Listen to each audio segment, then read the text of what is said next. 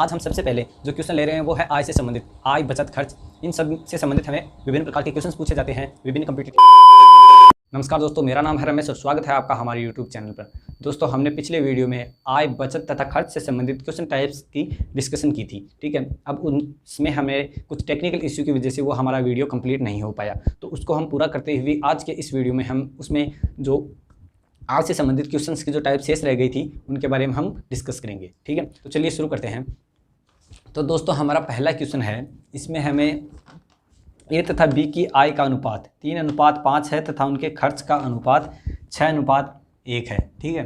तो ए और बी दो पर्सन है और उनकी आय का अनुपात, ठीक है, वो है 3:2 और खर्च का अनुपात 6:1 है।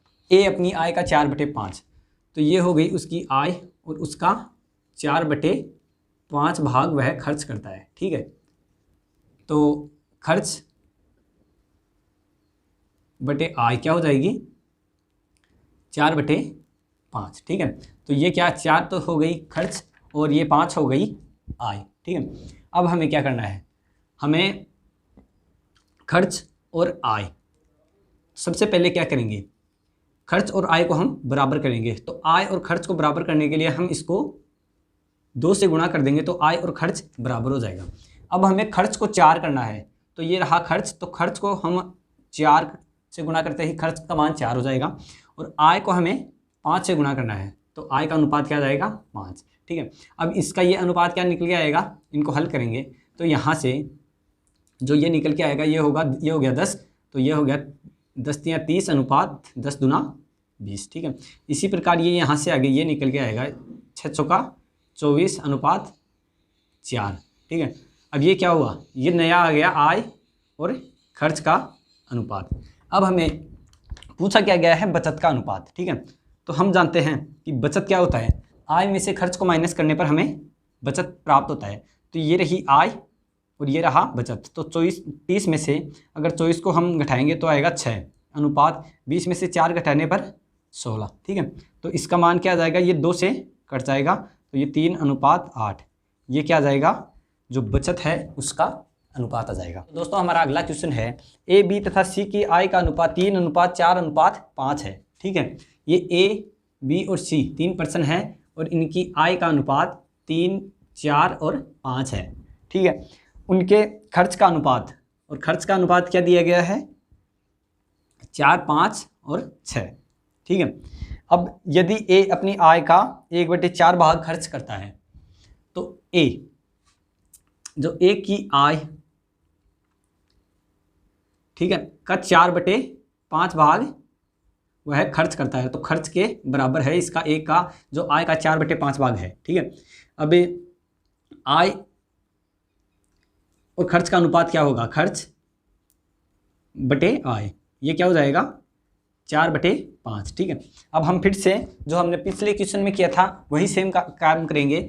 सबसे पहले क्या करेंगे, ए की आय और खर्च को बराबर करेंगे। तो इसके लिए हम क्या करेंगे, तो सबसे पहले इनका एलसीएम लेंगे। तो एलसीएम क्या आता है 3 और 4 का, 3 और 4 का एलसीएम आता है 12। अब 12 को, इन दोनों को हम 12 बनाएंगे सबसे पहले। तो 12 बनाने के लिए हमें इसको 4 से गुणा करना होगा और इसको 3 से, ठीक है। कंप्लीट अनुपात के जो सारे मान हैं उनको वो सभी जिससे हम गुणा करेंगे वो उससे गुणा होंगे।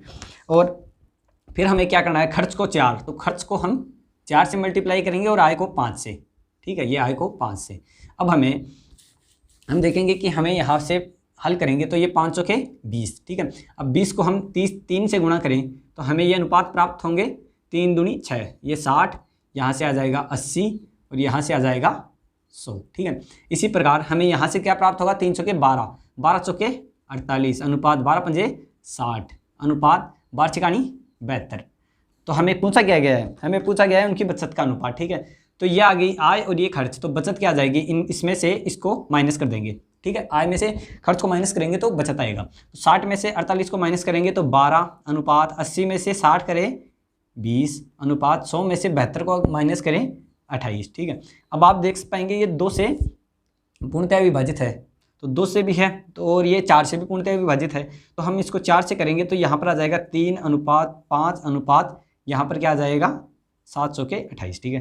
तो ये 3:5:7, ये क्या आ गया, इनकी बचत का अनुपात आ गया। ठीक है, तो दोस्तों हमारा अगला क्वेश्चन है ए तथा बी की आय का अनुपात।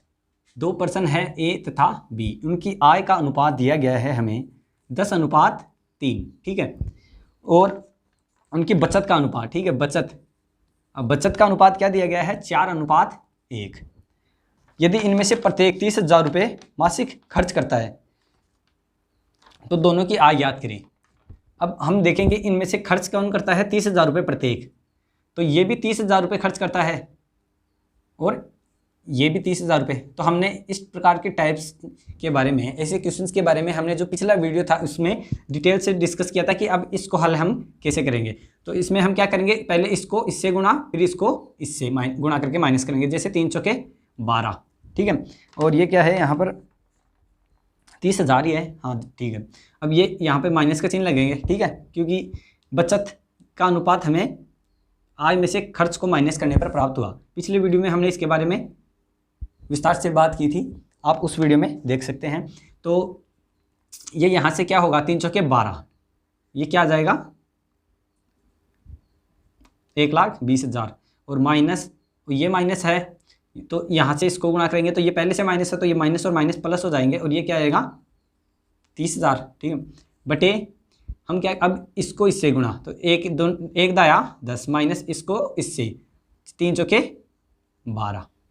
ठीक है, ये देखो यहाँ से 3 चौके 12, ये माइनस का है तो यहाँ पर ये माइनस का चिन्ह लगेगा।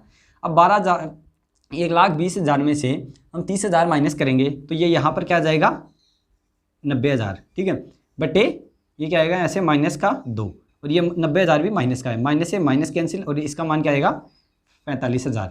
अब ये 45,000 क्या है, एक अनुपात का मान हमें प्राप्त हुआ है।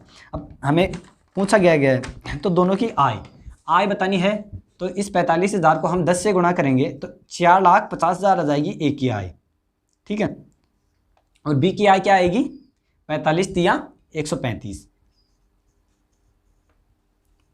ये आ जाएगी 1,35,000। ठीक है दोस्तों, हमारा अगला क्वेश्चन है ए तथा बी की आय का अनुपात 5:7 है। ए अनुपात बी, ठीक है, ए और बी है 2 पर्सन, उनकी आय 5:7 के अनुपात में है तथा उनके व्यय का अनुपात 9:11, और व्यय क्या है, या व्यय बोल दो या खर्च बोल दो। ठीक है, 9:11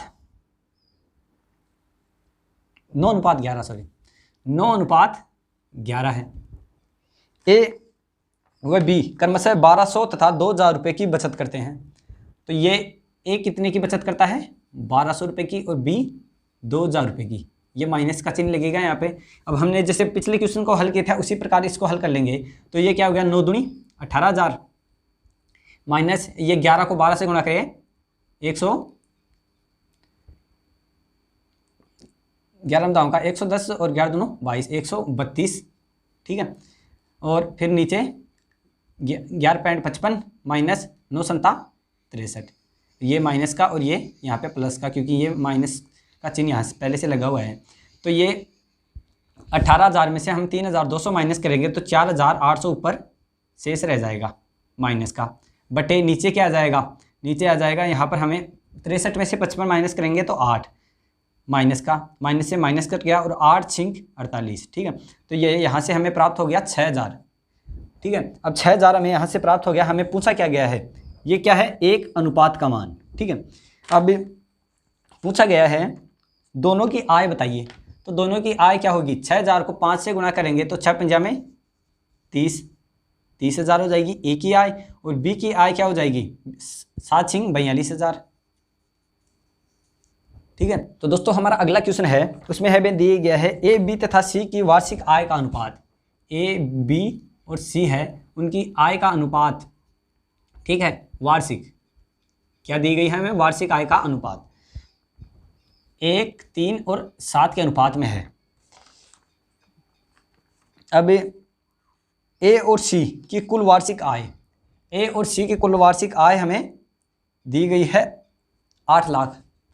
तो ए और सी की कुल वार्षिक आय, तो 1 + 7, ये ए और सी की आय हो गई, इसका मान है 8, और 8 का हमें मान दिया गया है 8 लाख, ठीक है। अब 8 लाख हमें दिया गया है और हमें पूछा क्या गया है, बी की मासिक आय। अब बी की आय, 8 का मान 8 लाख है, ठीक है।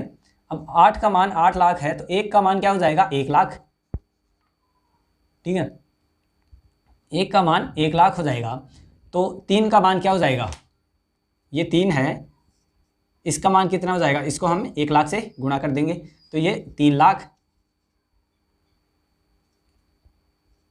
अब मासिक पूछी गई है हमें आय, तो मासिक हमें ये क्या है, वार्षिक आय हमें प्राप्त हुई 3 लाख, तो मासिक आय क्या होगी, इसमें हम 12 का भाग दे देंगे, ठीक है।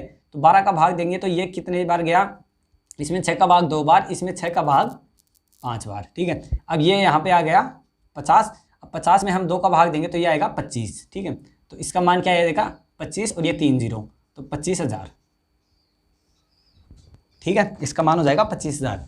दोस्तों हमारा अगला क्वेश्चन है, ए बी और सी के खर्च का अनुपात 16:12:9 है। तो ए बी और सी 3 पर्सन हैं, इनकी खर्च का अनुपात 16:12:9 है। उनकी आय, ठीक है, तो उनकी जो कुल आय है वो 1530 रुपये है। जो कुल आय है वो है 1530 रुपये। बी की आय ज्ञात करनी है हमें, तो बी की आय हमें ज्ञात करनी है। वे 20%, 25% या 40% की बचत करते हो, ठीक है। तो हमें दिया गया है कि अगर उनकी बचत 20% ए की, बी की क्या होगी 25% और जो सी है उसकी है 40%, ठीक है। तो ये इनकी जो आय है उनमें से ये इनकी बचत है। अब हम देखें तो खर्च कितना करते हैं, ठीक है।